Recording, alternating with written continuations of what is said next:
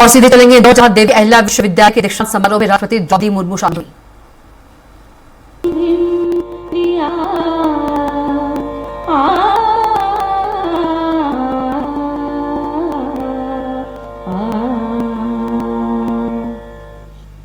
सभी को धन्यवाद। हमारे हृदय उल्लासित हैं कि भारत की महामहिम राष्ट्रपति विश्वविद्यालय के हीरक जयंती वर्ष दीक्षांत समारोह में सम्मिलित होने हेतु पधारी हैं।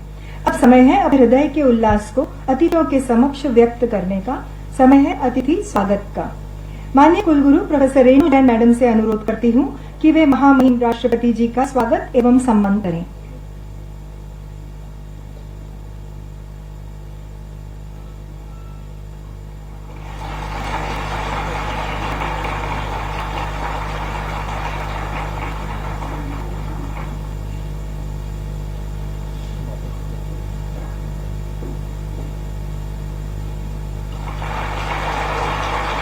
माननीय कुलगुरु महोदय से अनुरोध है कि समारोह के अध्यक्ष महामहिम राज्यपाल एवं कुलाधिपति श्री मंगूभाई पटेल जी का स्वागत और सम्मान करें।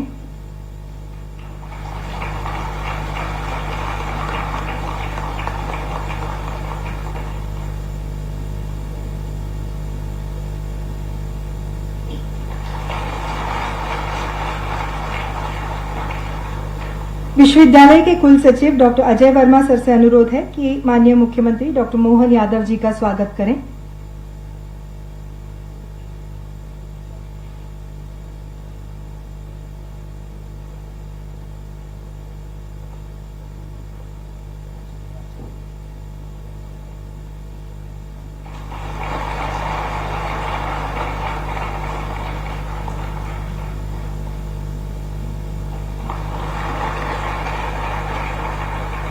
धन्यवाद।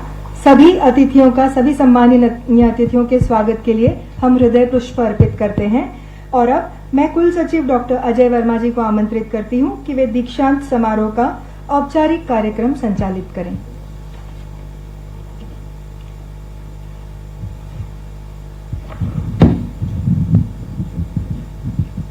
स्वागत की इस गौरवशाली परंपरा के उपरांत मैं अजय वर्मा कुल सचिव हीरक जयंती वर्ष दीक्षांत समारोह 2024 के अध्यक्ष एवं विश्वविद्यालय के माननीय कुलाधिपति महोदय से प्रार्थना करता हूं कि दीक्षांत समारोह को विधिवत प्रारंभ करने की अनुमति प्रदान करने की कृपा करें। मैं देवी अहिल्या विश्वविद्यालय के हीरक जयंती वर्ष दीक्षांत समारोह 2024 प्रारंभ करने की अनुमति प्रदान करता हूं।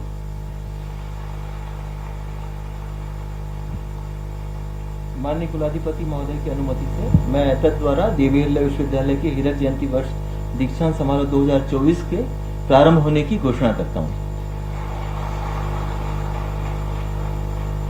सर्वप्रथम मैं देवी अहिल्या विश्वविद्यालय की माननीय कुलगुरु प्रोफेसर रेणु जैन जी को स्वागत उद्बोधन के लिए सादर आमंत्रित करता हूं।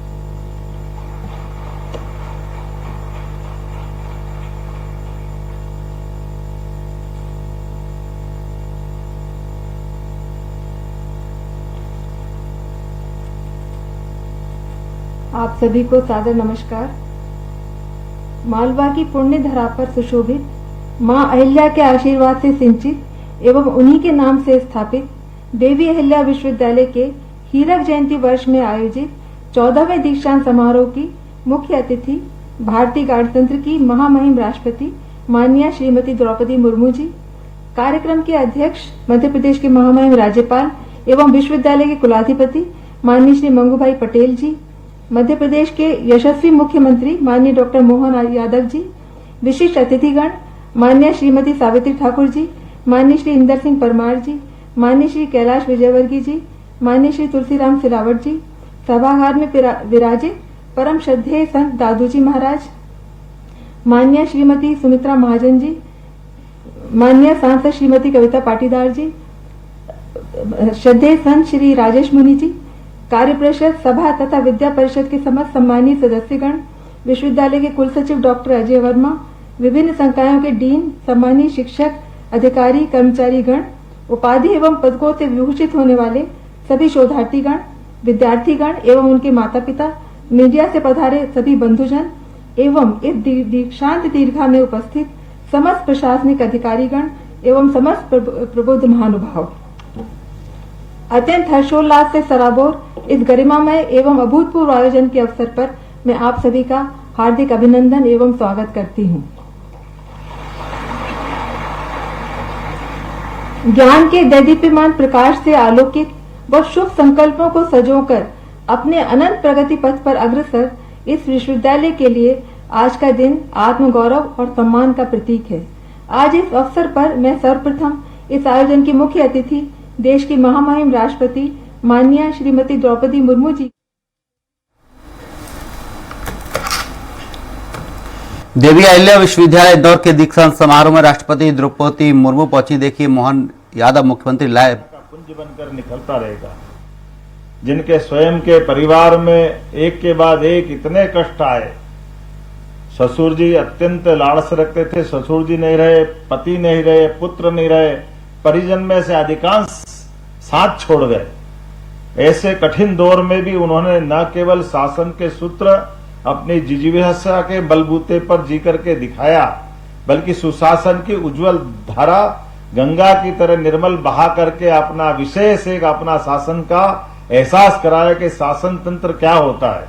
और वो भी उस काल में जब वो मुगलों का काल था, हमारी संस्कृति के बड़ी विपरीत परिस्थितियां थी। ऐसे काल में एक एक करके जब देवालय ध्वस्त किए जा रहे थे, तब उन सारे देवालयों को चैतन्य करके पुनर्स्थापित करने का काम अपने राज्य की सीमा से बाहर जाकर के बनारस से लेकर रामेश्वरम तक, द्वारका से लेकर घृष्णेश्वर, जो जो ज्योतिर्लिंग हो सकते हैं, चारों धाम के चारों दरवाजे अपने देश के जो हम मूर्त तौर पर अपनी चतुर्सीमाओं से जिनको आंकते हैं, सारे स्थानों पर जो शासन की मूल भावना होती है, भिक्षुगृह, भूखा कहीं भी रहे, ये शिक्षा का कितना बेहतर पाठ हो सकता है। भिक्षु कोई होना ही नहीं चाहिए, तो अपने राज्य की सीमा से बाहर जाकर के भी भिक्षुगृह, चाहे बनारस हो चाहे द्वारका हो, इसी प्रकार से अन्य क्षेत्र की स्थापना करना, पीने के पानी की कुएं की व्यवस्था करना, स्नान के लिए घाट बनाना, महिलाओं के स्नान के लिए अलग से घाट बनाना, जो जिस रूप में आगे बढ़ना चाहे उसको अवसर उपलब्ध कराना। और तो और उस समय भी जब वो दौर बहुत कठिन दौर था, ऐसे में स्त्री शक्ति को नारी सेना की बात करना भी बड़ी कठिन बात थी, लेकिन उस समय भी उनने अपनी सेना में, यूनिट में नारी को महत्व देकर सीधे सीधे उनको अपने इस भाव से जोड़ा कि राष्ट्र की आवश्यकता पर स्त्री पुरुष में कोई भेद नहीं हो सकता है। ये भाव बहुत सरल नहीं है, लेकिन उस कठिन दौर में भी उनने भाव को स्थापित किया। हम सबका सौभाग्य है, केवल वो नहीं, उनके जैसे और बहुत सारे विषय हैं। शासन के अपने यहाँ के सूत्रों पे भी जिस ढंग से उनने अपने कई मौके पे बताया कि राजमाता किस ढंग से होना चाहिए, हमारे लिए आज वो सौभाग्य की बात है। उनके नाम पर स्थापित आज अहिल्या विश्वविद्यालय में उनका 300वां जयंती वर्ष भी चल रहा है। ये हमारा सौभाग्य है और हमारे विद्यार्थियों को पुरस्कार मिल रहे हैं। अगर वो यहाँ सम्मानित हो रहे हैं और उनके नाम पे सम्मानित हो रहे हैं तो बड़ा आनंद आ रहा था। कोई 1 स्वर्ण वाला, कोई 2 वाला, लेकिन 4-4 वाले और 3-3 वाले। आज का ये दिन तो वाकई अद्भुत छठा बिखेर रहा है। कितना अच्छा लगता है, कोई एक विषय हो, 2 हो, 3 हो, 4 हो। मैं तो अपने आप को धन्य मानता हूं। आज हमारे लिए ये सौभाग्य की बात है। देवी अहिल्या विश्वविद्यालय का A+ ग्रेड का नेक का निर्धारण आज इस मंच से हो गया। ऐसा लग रहा था जिस प्रकार से हमारे विद्यार्थियों की प्रतिभा सामने निकल के आई। मैं सौभाग्यशाली हूं, आज के हमारे कार्यक्रम की मुख्य अतिथि भी कमोबेश उस कठिन दौर से ही निकल के आई, जो माननीय महामहिम राष्ट्रपति के नाते से हम जानते हैं आज। लेकिन आपने भी अपने जीवन के उन कठिन क्षणों से जी करके, शिक्षा की कठिनाइयों के बाद भी आपने शिक्षा के लिए पूरी शिक्षा पाई और जीवन के तमाम झंझावातों से, सभी प्रकार को से संघर्ष करते हुए मैं मान के चलता हूं आपका जीवन भी धन्य है। आपने किस प्रकार से अपने जीवन की तमाम लड़ाइयां लड़ते हुए बाकी को प्रेरणा देने के लिए आज हमारे बीच में गौरवान्वित कर रही हैं इस पद को। और माननीय महामहिम के नाते, राष्ट्रपति के नाते से दुनिया के सबसे बड़े लोकतंत्र को गौरवान्वित कर रही हैं। न केवल एक क्षेत्र में बल्कि और महत्व का मामला। आपने तो शिक्षा के क्षेत्र से अपनी यात्रा प्रारंभ की। आपको प्रणाम करता हूं, आपका अभिनंदन करता हूं। हमको लगा कि आज का दीक्षांत हमारा अपने अतिथि के आने से धन्य हुआ है। मैं आज के इस अवसर पर हमारे अपने महामहिम को भी स्मरण करना चाहूंगा। हमारे महामहिम राज्यपाल जी, मैं जब शिक्षा मंत्री था तब भी ऐसे सभी मामलों में लगातार वो कदम से कदम मिला करके हमको समर्थन करते थे। यही कारण है कि भारत में सबसे पहले अगर शिक्षा नीति लागू करने का मौका मिला तो मध्य प्रदेश को मिला। मुझे इस बात की प्रसन्नता, मैं आपका भी आभार मानता हूं, आपको भी धन्यवाद देता हूं। मंत्रिमंडल के माननीय सभी सदस्यों के मदद से जिस प्रकार से हमारी सरकार एक के बाद एक अच्छे कामों को करती जा रही है, जब से सरकार का गठन हुआ है हमने कोशिश की है कि जीवन के सब क्षेत्रों में मध्य प्रदेश की प्रगति समान रूप से हो। ऐसे में हमारी बौद्धिक क्षमता संपन्न ये नई पीढ़ी के सामने एक आदर्श सरकार का स्वरूप बन के दिखाई दे, और वो स्थान जहां से इसकी अपने आप में आभा और कीर्ति पूरे देश में बिखेरती वो इंदौर है। इस इंदौर का आनंद ही अलग है। मैं आप सबको भी बधाई देता हूं, आप सबको भी स्वागत करता हूं और उम्मीद करता हूं आपके माध्यम से मध्य प्रदेश की ये प्रतिभाएं देश और दुनिया में अपनी अपनी इच्छा की न केवल पूर्ति करते हुए बल्कि अपनी क्षमता योग्यता से अपनी इस मानव काया को भी धन्य करेगी। मैं आज के इस अवसर पर मध्य प्रदेश के बारे में कुछ बताना चाहूंगा। हमारा अपना मध्य प्रदेश भारत के शैक्षणिक जगत में एक अलग ऊंचाइयां हासिल करने के लिए कृतसंकल्पित है।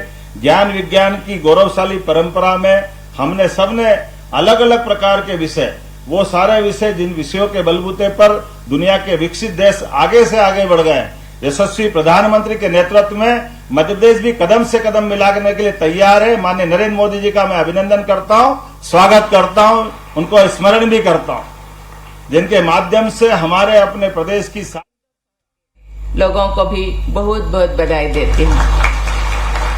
लगातार 7 बार भारत की स्वच्छता सर्वेक्षण में प्रथम स्थान पर आने वाले इंदौर के निवासियों ने स्वच्छता के क्षेत्र में असाधारण उदाहरण प्रस्तुत किए हैं। मैं इंदौर के प्रशासन और सभी निवासियों को विशेष बधाई देती हूँ। देवियों और स्वजनों, ये विश्वविद्यालय इंदौर की महारानी लोकमाता देवी अहिल्याबाई होलकर के नाम पे नामित है। इसी वर्ष पूर्ण सड़क माता अहिल्याबाई की 300वीं जयंती भी मनाई जा रही है। लोकमाता अहिल्याबाई 18वीं सदी के समय में भी शिक्षा के महत्व को समझती थी। उनके पिता ने भी उन्हें उस दौर में शिक्षित किया जब लड़कियों को पढ़ना आम बात नहीं थी और समाज के अनेक लोग इसका विरोध भी करते थे। उनका जीवन महिला सशक्तिकरण का उत्तम उदाहरण है। उन्होंने अपने जीवन और शासन काल में महिलाओं को सशक्त और आत्मनिर्भर बनाने के लिए अनेक नवीन और सफल प्रयास किए हैं। उन्होंने जनजातीय समाज की आजीविका को सुनिश्चित करने के लिए भी निर्णय लिए और उनके विकास के लिए अनेक कार्य किए थे। ये सब को ज्ञात है कि देवी अहिल्याबाई ने राज्यों के कुशल प्रशासन, न्याय परायणता एवं कल्याणकारी कार्यों में कई मानक स्थापित किए थे।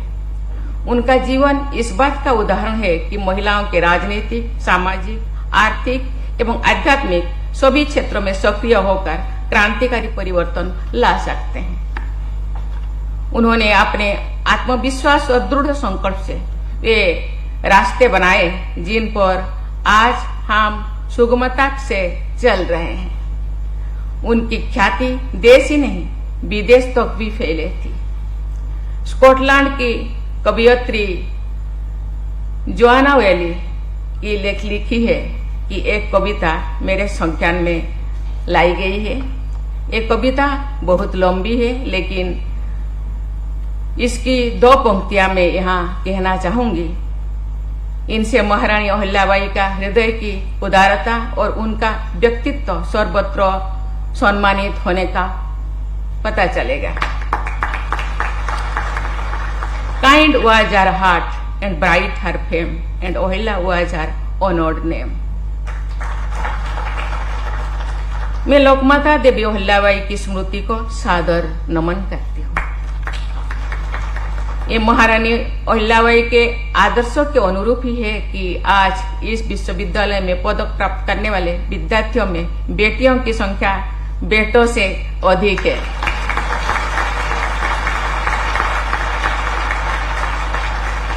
सभी बेटियों को मेरी ओर से हार्दिक बधाई। ऐसे नहीं कि मैं बेटों को बधाई नहीं देती। मुझे विश्वास है कि आप जीवन के सभी बाधाओं को पार करते हुए अपना रास्ता खुद बनाकर आगे बढ़ेंगे और अपने लक्ष्यों को प्राप्त करेंगे। यहाँ की पूर्व छात्रा और लोकसभा की पूर्व अध्यक्षा श्रीमती सुमित्रा महाजन जी ने जनसेवा और लोकतंत्र में योगदान देने का अत्यंत प्रभावशाली उदाहरण प्रस्तुत किए और आज हमारे बीच में है। मैं उनको सादर नमन करती हूँ। इन विश्वविद्यालय के सभी विद्यार्थियों के लिए ये प्रेरणा के स्रोत है। मैं सभी शिक्षण संस्थानों और शिक्षकों को कहना चाहूंगी कि बेटियों को उच्च शिक्षा हासिल करने और आत्मनिर्भर बनने के लिए प्रोत्साहित करें, क्योंकि भारत 2047 में सबसे विकसित देश, सबसे आगे चलने वाले देश के रूप में हम बनाना चाहते हैं। इसीलिए आधा आबादी जो बेटियां हैं, जो महिलाएं हैं, माता है, बहनें हैं, उनको आगे बढ़ाने के लिए तो हम सबका उनका सहयोग की, उनका प्रोत्साहित करने की जरूरत आवश्यकता है। अगर आपके सहयोग और मार्गदर्शन से हमारी बेटियां बड़े सपने देखेंगे और उन्हें साकार करेगी, तो भी सही मायने में आप देश के विकास में भागीदारी बन पाएंगे। देवियों और स्वजनों, पिछले 6 दशकों में ये विश्वविद्यालय गुणवत्तापूर्ण और बहुविषयीय शिक्षा केंद्र के रूप में विकसित हुआ है। मुझे बताया गया है कि इस विश्वविद्यालय और इससे जुड़े महाविद्यालय में 3 लाख से भी अधिक विद्यार्थी शिक्षा प्राप्त कर रहे हैं। मुझे ज्ञात हुआ है कि इस विश्वविद्यालय के परिक्षेत्रों में मध्य प्रदेश के कई ऐसे जिले आते हैं जहां जनजातीय आबादी अधिक है। मुझे बताया गया है कि हाल ही में यहाँ एक ट्राइबल स्टडी सेंटर भी शुरू किया गया है। एक खुशी की बात है कि ये विश्वविद्यालय जनजातीय, ग्रामीणों और शहरी क्षेत्र की उच्च शिक्षा संबंधी आवश्यकताओं को पूरा करने में महत्वपूर्ण भूमिका निभा रहे हैं। हम जानते हैं प्रधानमंत्री जी ने सबका साथ, सबका विकास, सबका प्रयास का नारा लगाए हैं। देश को आगे बढ़ाने के लिए सबके सहयोग, सबका विकास जरूरी है, सामूहिक विकास जरूरी है। इसीलिए सर्वांगीण विकास के लिए जो पिछड़े हैं उनको भी आगे लाने के लिए केवल सरकार ही नहीं, सबका सहयोग जरूरी होता है। ये उल्लेखनीय है कि इस विश्वविद्यालय के पूर्व विद्यार्थी ने अनेक क्षेत्रों में योगदान भी दिया है। सैन्य सेनाओं से लेकर राजनीति, खेल, मीडिया, पर्यावरण संरक्षण तथा अन्य क्षेत्रों में इस विश्वविद्यालय के पूर्व विद्यार्थियों ने महत्वपूर्ण कार्य किए हैं। ये सराहनीय है कि देवी अहिल्याबाई विश्वविद्यालय ने नई शिक्षा नीति को भी लागू किया है और अनुसंधान, नवाचार तथा गुणवत्तापूर्ण शिक्षा को बढ़ावा दे रहा है। ऐसे सभी प्रयासों के लिए मैं विश्वविद्यालय की पूरी टीम को बहुत बहुत बधाई देती हूँ। प्रिय विद्यार्थियों, आज के दिन का आप सबके लिए और इस विश्वविद्यालय के लिए विशेष महत्व है। आज का दिन आप सभी के लिए उत्सव मनाने का अवसर है, साथ ही अपने भविष्य के लिए गंभीर संकल्प लेने का भी अवसर है। आने वाले दिनों में आपको महत्वपूर्ण निर्णय भी लेनी है और जीवन में सही पथ चुनकर आगे बढ़ना भी है। आप में से बहुत से विद्यार्थियों ने ये निर्णय ले लिया होगा कि कौन सा प्रोफेशन अपनाने वाले हैं या कहाँ उच्च शिक्षा लेने वाले हैं, लेकिन आप में से अनेक विद्यार्थियों ने मन में अभी भी ये दुविधा है कि नौकरी करें या आगे पढ़ाई करें, एंटरप्रेन्योरशिप बने या फिर किसी कॉम्पिटिटिव एग्जाम में मेंशन के लिए तैयारी करें। मैं चाहूंगी कि आप अपने भविष्य के बारे में सोच समझकर निर्णय लें। इस बारे में आप अपने माता पिता, शिक्षकों और अन्य अनुभवी लोगों से भी सलाह ले सकते हैं। ये निर्णय आपके जीवन की दिशा को जरूर बदलाएगा और ये आपके ऊपर निर्भर करता है। आप यहाँ से बाहर की दुनिया में कदम रखेंगे तो अपनी उपाधि, कौशल और ज्ञान के साथ साथ नैतिक मूल्य, मित्रता और गुरु शिष्यों के संबंध रूपी अमूर्त संपदाएं भी यहाँ से लेकर जाएंगे। आपको लोग पूछेंगे कौन सी यूनिवर्सिटी से आप आए हैं। आपका गुण, आपका व्यवहार इस विश्वविद्यालय का नाम बाहर में भी जरूर प्रदर्शित होगा। ये आपके गुण, आपके व्यवहार के द्वारा, आपके ज्ञान द्वारा। इसीलिए आप में से प्रत्येक की अलग अलग जो क्षमताएं होंगी, उसी क्षमता के अनुरूप इस विश्वविद्यालय, ये शहर, ये प्रदेश, ये देश का नाम आपका रोशन करने के लिए आपका जो भूमिका होगा बहुत बड़ा होगा। इसीलिए इसके लिए आपको मेहनत करना होगा और आगे बढ़ना होगा। भविष्य में आप किस क्षेत्र में या किस पद पर कार्य करेंगे, इसका निर्णय आपकी क्षमता और आपकी रुचि पर आधारित होना चाहिए। अगर इस आधार पर आप अपना रास्ते चुनेंगे तो आपको सफलता जरूर मिलेगी। मैं ये भी कहना चाहूंगी कि शिक्षा ग्रहण करने की प्रक्रिया कभी खत्म नहीं होनी चाहिए। इसमें कोई संदेह नहीं कि आप सब सक्षम हैं एक गरिमापूर्ण जीवन जीने के लिए और समाज में सकारात्मक बदलाव लाने के लिए। मैं आपके आग्रह करती हूँ कि आप अपने ज्ञान और नवीनतम टेक्नोलॉजी को प्रयोग करेंगे, समावेशी विकास को बढ़ावा दें और सस्टेनेबल डेवलपमेंट के बारे में आप जरूर सोचेंगे। इस बात को सदैव याद रखें कि सबके विकास में ही आपका अपना विकास निहित है। केवल अपनी आजीविका और अपने परिवार का विकास आपका लक्ष्य नहीं होना चाहिए। आपके विश्वविद्यालय का ध्येय वाक्य धियो यो न प्रचोदयाम पवित्र गायत्री मंत्र का हिस्सा है। गायत्री मंत्र एक प्रार्थना है। वैदिक देवता सविता, जिन्हें सूर्य का रूप भी माना जाता है, उनसे प्रार्थना की गई है कि हमेशा हमारी बुद्धि को शुद्ध करने के लिए। शुद्ध विचारों और शुद्ध आचरण भी अच्छे जीवन की आधारशिला है। ये ध्येय वाक्य अच्छा है और इसी के आधार पर आप जीवन में आगे बढ़ते रहेंगे। अंत में मैं एक बार फिर आप सभी उपाधि और पदक प्राप्त करने वाले विद्यार्थियों को बहुत बहुत बधाई देती हूँ। आप सबका भविष्य उज्जवल हो और आप देश तथा समाज के बेहतर बनाने के लिए अपना योगदान दें। धन्यवाद। जय हिंद, जय भारत। बहुत बहुत धन्यवाद माननीय महिम जी।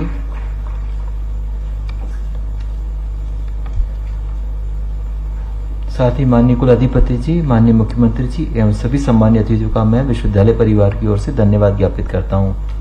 देवी अहिल्या विश्वविद्यालय के हीरक जयंती वर्ष दीक्षांत समारोह 2024 की कार्यवाही पूर्ण करते हुए दीक्षांत समारोह के समापन तथा एकेडमिक प्रशासन की वापसी की अनुमति प्रदान करने के लिए मैं माननीय कुलाधिपति महोदय से प्रार्थना करता हूं।